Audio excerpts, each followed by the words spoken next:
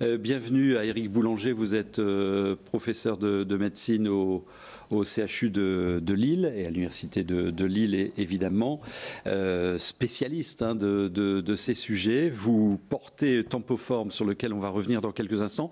Tout d'abord, vous avez une réaction à tout ce que vous avez entendu depuis le début de notre émission?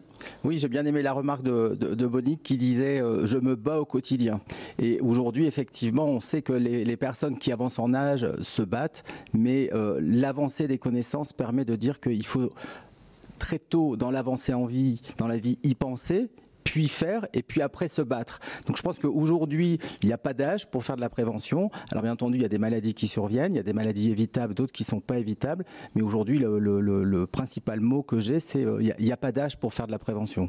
Il n'y a pas d'âge pour la prévention. Vous dites que, enfin je vous ai lu, à partir de 45 ans, il faut s'en occuper, c'est ça? Il n'y a pas d'âge. Pour nous, en dessous de 45 ans, il est difficile d'embêter et de sensibiliser la population en dessous de 45 ans parce qu'elle a autre chose à penser que son vieillissement. Mais on sait très bien que ça commence très tôt. On connaît bien le concept des 1000 premiers jours de vie qui aujourd'hui a une influence sur la santé du petit enfant, puis de l'enfant, puis de l'adolescent, puis de la personne qui avance en âge. Donc effectivement, aujourd'hui, il n'y a pas d'âge. La personne la plus jeune qui a bénéficié d'un bilan Tempoform à 39 ans, et on a des personnes de 18 ans qui téléchargent l'application ou qui vont sur le site tempoform.fr pour savoir où ils en sont de leur vieillissement fonctionnel. Alors on va aller dans un centre de bilan Tempoform pour voir comment ça se passe et après vous nous expliquerez le dispositif. Le programme Tempoform commence à domicile. Un site vous propose de répondre librement à un questionnaire qui dessine pour le staff médical votre profil. Ici, l'on ne parle pas de patients, mais d'usagers. Car si vous poussez la porte de Tempoform, comme Khadija, c'est avant tout pour faire un bilan très complet de santé et peut-être évacuer les angoisses. Depuis quelque temps, je suis devenue un peu hypochondriaque, donc ouais. Je m'imagine plein de maladies, le moindre truc, le moindre effet, oui, c'est pas normal. Je perds mes mots. Donc je me dis, c'est un début d'Alzheimer. Je commence à perdre des choses dans mes mains. Je dis, ça y est, j'ai là et c'est là. Et puis, voilà, ça me perturbe beaucoup. Et le bilan va dans le détail. Marche, équilibre, test physique, contrôle du cœur et du souffle alternent avec des questionnaires pour estimer l'état psychologique du volontaire. Le test auditif fut l'épreuve la plus désagréable pour Khadija. Évaluer l'ensemble des fragilités est intéressant pour la suite, car tout est lié. On prend conscience vraiment de toutes les petites choses qu'on peut réverser, histoire de vraiment avoir un vieillissement réussi, parce que voilà, je me fais pas appareiller parce que j'ai des problèmes d'audition, mais j'attends. Mais en fait, c'est toute une cascade. J'entends moins bien, du coup je sors moins parce qu'en repas de famille, j'entends pas forcément bien. Mais du coup, en termes d'isolement, voilà, au niveau social, je sors moins, du coup je marche moins, du coup j'ai moins de muscles. Enfin voilà, c'est tous des éléments en cascade. Et donc vraiment, si on arrive à faire le point à un instant T et donner les clés et se rendre compte des petites fragilités qu'on a et d'arriver à les réverser, oui, on peut réussir à un vieillissement réussi. Une fois le bilan terminé, l'équipe médicale émettra des recommandations pour le médecin généraliste. L'avenir, je ne sais pas ce qu'il nous réserve. Donc ouais, on peut tenter de préserver ou d'avancer dans le futur, mais maintenant je dirais on vit au jour le jour. La médecine préventive est un peu le parent pauvre de la médecine en France. Un reportage de Pierre-Jérôme Montenot qui a préparé cette émission. Tempoform, c'est un dispositif inédit en France que porte la région avec le CHU de Lille.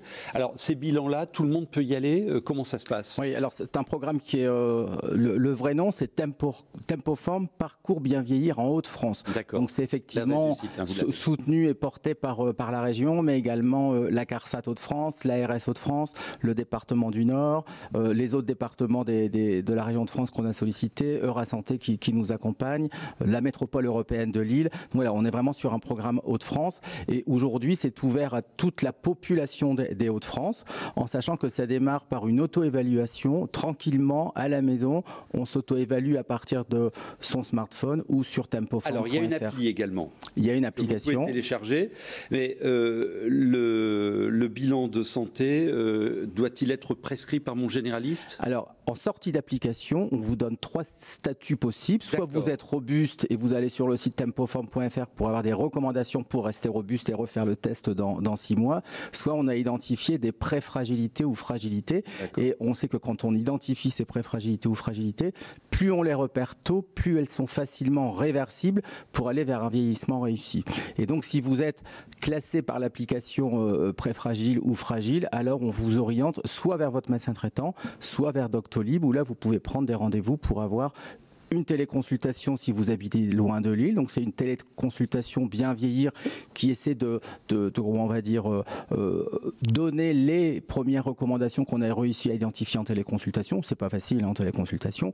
Et puis le gros bilan, donc qui se fait à l'espace Tempoform, le premier à Lille, mais on en aura un par département de la région avant fin 2024. Là c'est en une unité de lieu et de temps, on vous fait un 360, non pas sur les maladies d'organes, mais sur les fonctions qui commencent à fléchir un petit peu pour justement remonter vers la robustesse. Vous connaissiez, Monique ?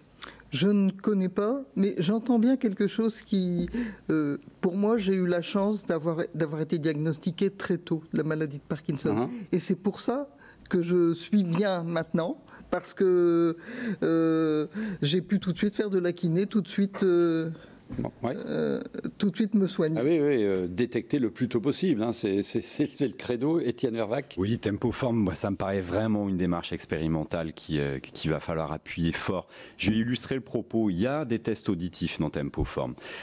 On est dans un pays où l'âge du premier appareillage des prothèses auditives, c'est 8 ans de plus qu'en Belgique, en Allemagne et aux Pays-Bas. La moyenne européenne. Et quand on sait que, évidemment, bien entendu, c'est une composante hyper forte du lien social, on voit là que investir plus fortement dans les détections précoces, c'est un vrai enjeu de santé publique et de qualité de vie pour les personnes âgées. D'accord. Éric Boulanger, donc Tempoform, c'est 5 outils à votre disposition. L'appli, téléchargez-la. Je vous lis, pour permettre à nos aînés de bien vieillir plutôt que de vieillir bien. C'est quoi la différence ? Alors le bien vieillir, c'est le mot usuellement utilisé quand j'ai ma casquette de médecin et de scientifique, et le vieillir bien, c'est bon. Je coche un maximum de cases. Il y en a peut-être une que je ne coche pas, parce qu'elle me donne pas de plaisir et elle m'embête, cette case-là. Et je pense qu'il y a une des cases qui est importante dans le bien vieillir, c'est le plaisir. Il faut pas l'oublier. Il faut pas l'oublier, quel que soit le plaisir. Et puis il y a un autre message que je voudrais passer. J'en profite, c'est que l'entrée dans la dépendance, ce n'est pas une fatalité.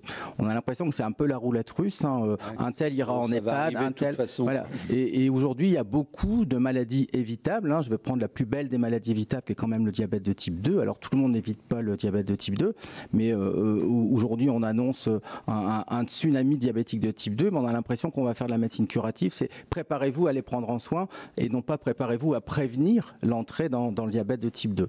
Et donc voilà, je pense qu'aujourd'hui il faut passer d'une médecine curative à plus de médecine préventive.